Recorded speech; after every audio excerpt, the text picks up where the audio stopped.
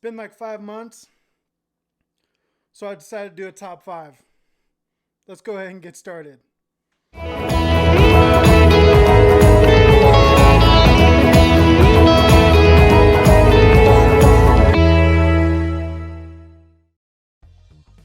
Hey guys, it's RJ from TeleTalks. It's been a while, but as the year comes to a close, I wanted to do the top 5 effects that I tried this year in 2019. So that basically means that they may have been on the market previous years, may come out last year or many years ago. However, it was the first time in 2019 that I tried them. But first, let's talk about what we're drinking. This one is the Phantom Sour Glass. It is made by 8-Bit Brewing in Temecula or Murrieta, one of those places. It's like the same place. I mean, anybody who argues is wrong. Anyways, it's a sour double IPA. It is quite delicious, and it's become like a new fave. Anyways, let's go ahead and get started. All right, so number 5 actually did come out this year, and that is the Earthquaker Devices Plumes. Now, I know it's another Tube Screamer, but it's not another Tube Screamer. It's definitely special. And it's kind of hard to describe, but has more gain on tap, and honestly, it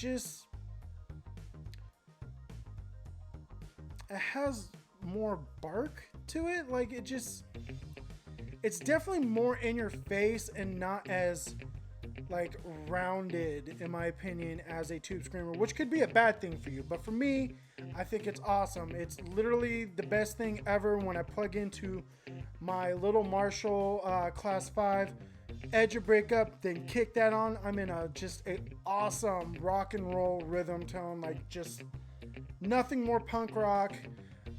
It's just a lot of fun, and it really took me by surprise. This pedal, I did not even care, wasn't on my radar until I actually saw the demo from Stefan Fast from the Pedal Zone, which that guy always makes me gas for gear. So cheers to you. And yeah, let's go to number 4.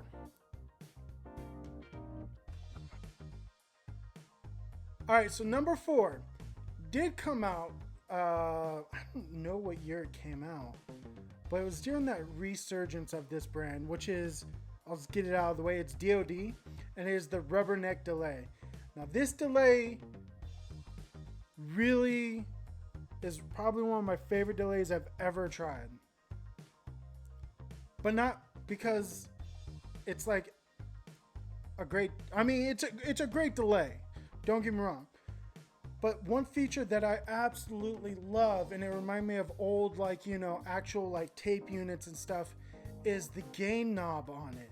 It does that whole EP boost, break up your amp thing when it's on, and it's amazing. Plus with the tone control, you can actually kind of filter that and get it a little bit darker if you need to.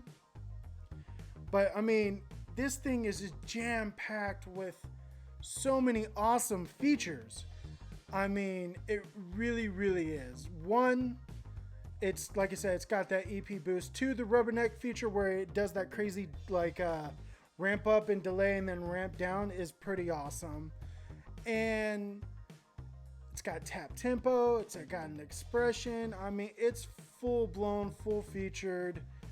And honestly, it makes me remember why I love analog delays, such as my favorite analog delay of all time, which is the Carbon Copy. I mean, it's really,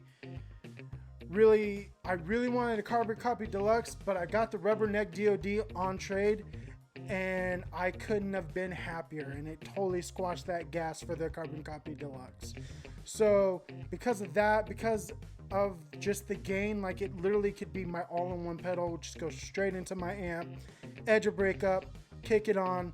That's my thing. That's my jam. It's amazing. Be sure to check it out.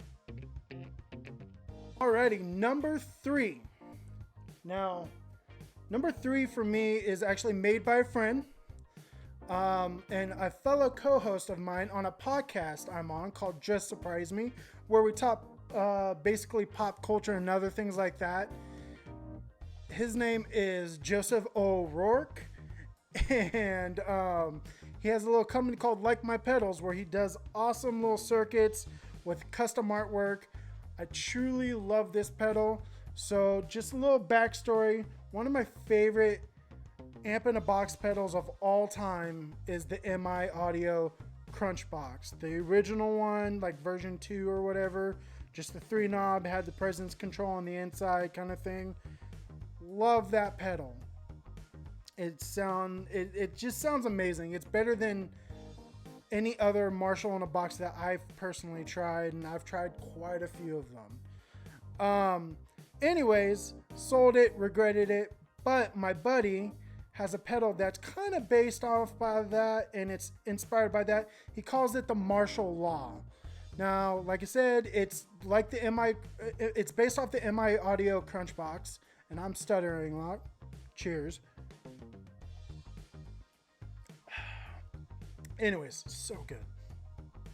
So it's based off the MI Audio Crunchbox, and it just ticks all the boxes for me. Plus, it has the presence control on the outside, which has been extremely helpful with going in between a amp rig and a modeling rig. Like amp modeling, like my HX Top. So it is just a beast. It does that JCM 800. There's just nothing better. It's awesome, awesome, awesome, and that's why it's number 3. All right, number 2 is made by a builder who is like one of the most awesome dudes I've ever met. Nicest guy. And that is his name is Leon, and he happens to own a pedal company called Pelican Noise Works. Now, most famously, he's known for that guy right there, the Pelotar, which is like between like a fuzz face and a muff. He then, off of that, based another pedal, his little cousin, called the Half Horse Fuzz. Now, I've seen demos of these over the years, but this was the first year I got to try it, and I got to try it because I won it at the Flipping Flippers Pancake Breakfast raffle, which I think they're doing again next year. Be sure to take a look. It's a cool way to win gear and support a great cause. Anyways, one of the fattest tones I've ever gotten through a fuzz is through the Half Horse. It's amazing. It really, really is amazing. Like, it's just, it does that spitty garage rock thing, or that just smooth roaring like Gilmore thing. It is so versatile. It is probably one of my most favorite fuzzes I have ever owned, and that's why it's number 2 for this year. And finally, my number 1, which did come out this year, it is the Source Audio Collider. It is a delay and reverb unit. It is amazing, and it answered all of my wants and needs when it came out, because ever since I did that video featuring the Nocturne Brain, Mystery Brain delay, and the F-Bomb reverb spring tank unit, I've been chasing that tone forever now. Now, that's a little bit out of my budget. Don't get me wrong. Tavo makes amazing stuff, and if I could afford it, I would just get those 2 things and be set. But it's a little bit out of my price range. And now for $350, now we're talking. This thing does the drip made popular by the Ventress reverb unit, and then the True Spring unit after that in there. Plus it has a delay. It's perfect. I could just set my tape delay in that, and it gets really, really close. Like, so close. It is just amazing how awesome it is. And that's why it's my number 1. It's literally my answer that I've been looking for. It is affordable, considering the alternative of what I would rather, like the number 1 thing I'd rather have. I don't have like $1,500 to spend on a spring tank unit and his delay, even though it is amazing. This, I get all that and then some. And it's truly amazing. It's become basically one of the only two pedals other than my HX Stomp on my board. And it is so versatile. It's so amazing. And that's why it's number one for 2019. Well, there you have it. Those were my top 5 effect pedals that I tried in 2019. I hope you guys enjoy this.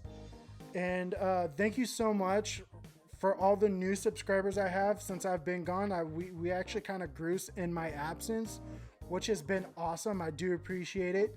Guys, I hope you had a happy holidays, happy new year.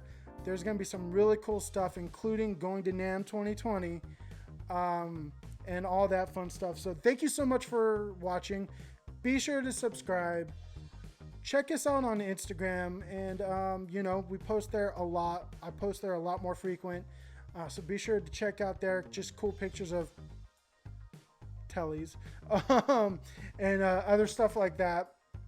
Anyways, I'm RJ. This is TeleTalks. Happy New Year's, guys. See ya.